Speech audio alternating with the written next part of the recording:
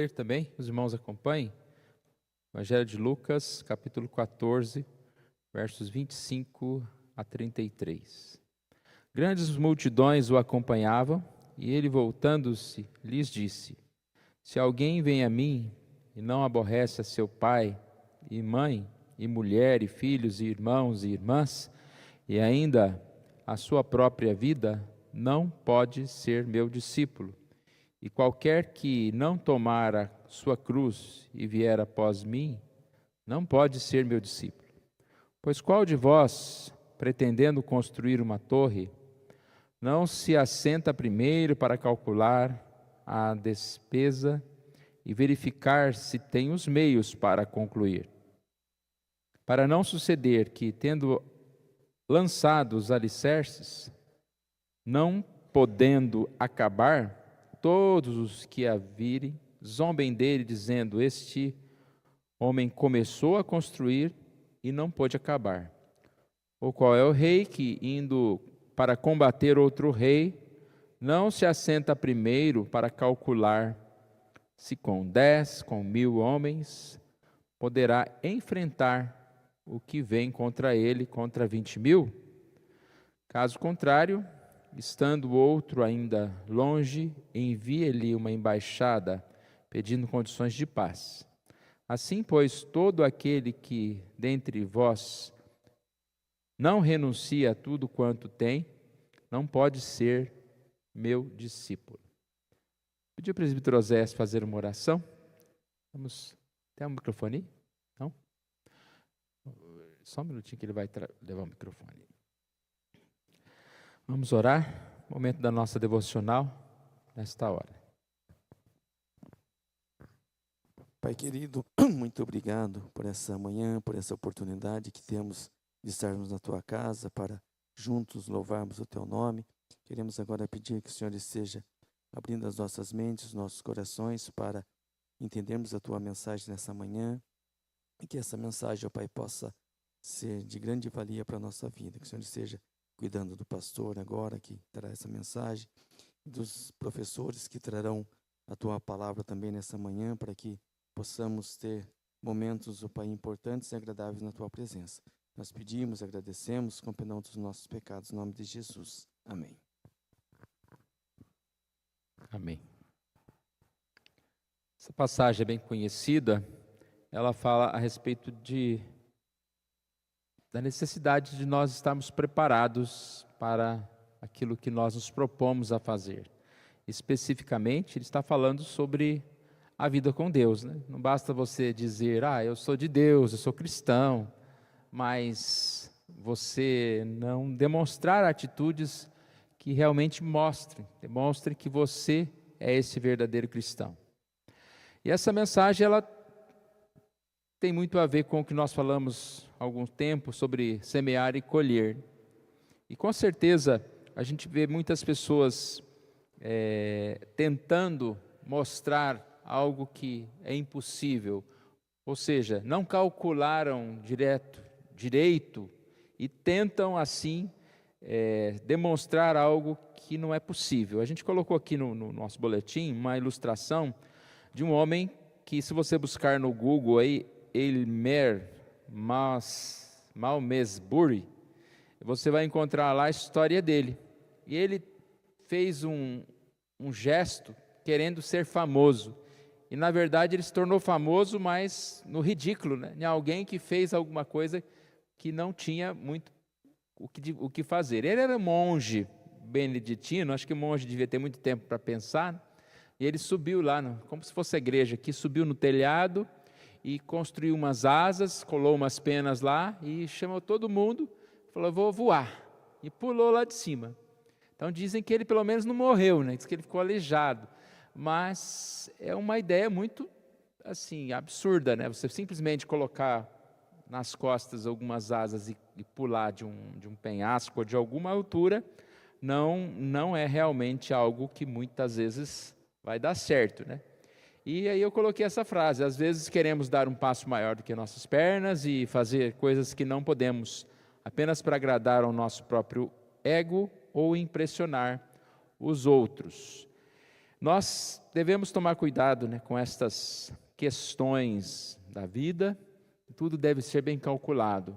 E aí isso se aplica em tudo na nossa vida, em relação à questão financeira, em relação à questão profissional, em relação a muitas coisas, né? Nós não podemos nos aventurar achando que vai dar certo as coisas se não tiver um mínimo de cálculo, né? Nós sabemos que Deus é o Deus do impossível, que nós temos que, em certos momentos, arriscar algumas coisas, mas até o risco ele é calculável, né? A gente precisa sempre ter esse cálculo. E quando a gente lê esse texto, né, nós vemos aqui essa ideia de construir e calcular. Na verdade, o texto ele traz duas histórias, né? Primeiro, ele traz essa história de alguém que tentou construir uma torre, mas se não verificou os meios, ficou lá só os alicerces lá. E como um prédio abandonado, quando a gente vê na cidade algo que começou e não terminou, geralmente aquilo ali é motivo de zombaria ou de piada, né? E ele dá um outro exemplo de um rei que vai combater outro rei, outro exército. Olha, se você vai combater um exército de 20 mil, você não vai com 5 mil, com 10 mil. Ou você pede um arrego ali, né, paz, ou você tem que ter um exército maior. E é claro que esse exemplo, como nós já falamos, ele está relacionado a todos os aspectos da vida. Mas ele fala a respeito da vida cristã. Quando ele começa aqui, no verso 26, se alguém vem a mim e não aborrece seu pai, mãe, e mulher, e filhos, irmãos, irmãs, e ainda a sua própria vida, não pode ser meu discípulo. Qualquer que não tomar a cruz e vier após mim, não pode ser meu discípulo. Então, a gente vê os dias de hoje, né, muitas vezes uma igreja, quando as pessoas não calculam muito bem para fazer a sua profissão de fé, né, para assumir um compromisso como igreja. Então nós sabemos que é um compromisso muito sério e que nós precisamos pensar antes, né, de fazer. Nós estamos assumindo um compromisso, nós estamos assumindo uma identidade, nós temos um testemunho a zelar, e isso perante a sociedade, mas muito mais perante Deus, né? Nós, quando falamos, eu quero ser seu discípulo, eu quero ser seu filho, eu quero andar com o Senhor, nós vemos na palavra de Deus que nós precisamos seguir muitas coisas que estão diante de nós. Tem um versículo em Tito 2:14, que diz: Ele entregou sua vida para nos libertar de todo pecado, para nos purificar e fazer de nós um povo inteiramente dedicado às boas obras. Então nós sabemos que a santificação não é para a salvação, as boas obras não são para que nós sejamos salvos, mas exatamente é um certificado que nós realmente somos de Jesus. E como diz aqui, né? Ele pagou um preço alto para nos salvar, mas também para nos purificar, para que nós pudéssemos andar, ser dedicados àquilo que é a obra de Deus. E nós precisamos atentar, né, para essa necessidade de buscar, não viver de ilusões em nenhum aspecto da vida, mas principalmente em relação à nossa vida com Deus. Nós sabemos que nós somos justificados, né? Ele nos declara justos, mesmo nós sendo pecadores, mas isso não quer dizer que nós devemos nos conformar com o pecado, nos conformar com o século, nos conformar com uma vida que desagrada a Deus. Mas pelo contrário, nós somos chamados aqui a buscar esse testemunhar, né? Quem vem a Jesus, quando ele diz aqui aborrece pai, mãe, ele não está falando que a gente tem que brigar com a família, né? Mas ele está falando a respeito de viver para Jesus, em primeiro lugar para Deus e não para o mundo, não simplesmente colocar as coisas no mundo.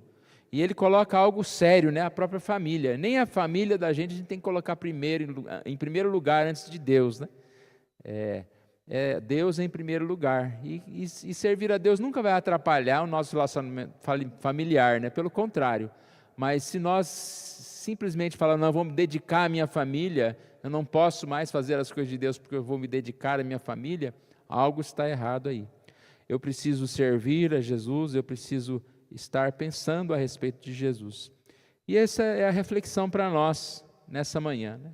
Nós não devemos simplesmente confiar na vaidade, confiar em algo que esteja apenas na nossa mente, mas precisamos confiar no Senhor e calcular todas as coisas e rever todas as coisas e agradecer a Deus por todas as coisas que Ele tem nos dado. Estamos em Jesus, então nós somos chamados a ser um verdadeiro discípulo de Jesus, a tomar a sua cruz. O que é tomar essa cruz? É exatamente seguir a Jesus, aprender de Jesus, andar nesses caminhos de Jesus, os caminhos que Jesus tem para nós. Eclesiastes 5:7 diz: em meio a tantos sonhos absurdos e conversas inúteis, tenha o temor de Deus. Que nós não estejamos deixando a nossa mente, né, devagar nas ilusões desse mundo, nos sonhos, mas que nós tenhamos um firme propósito em tudo o que fizermos, para que possamos assim realmente adorar nosso Deus. Vamos orar mais uma vez? Pai querido, nós te louvamos, Senhor, por essa escola dominical, por mais essa manhã que o Senhor nos dá, Pai, para estarmos aqui na Tua casa. Obrigado, Senhor Deus, pelo amor do Senhor, pela salvação, e que o Senhor Deus assim nos ajude, ó Pai, a estar vivendo realmente conforme o Teu chamado, Senhor. O Senhor nos abençoe na nossa vida, todos os nossos planos, tudo que fizermos, ó Pai, que nós estejamos colocando diante do Senhor, tomando decisões sábias, ó Deus, em relação a cada uma das nossas atividades, da nossa vida.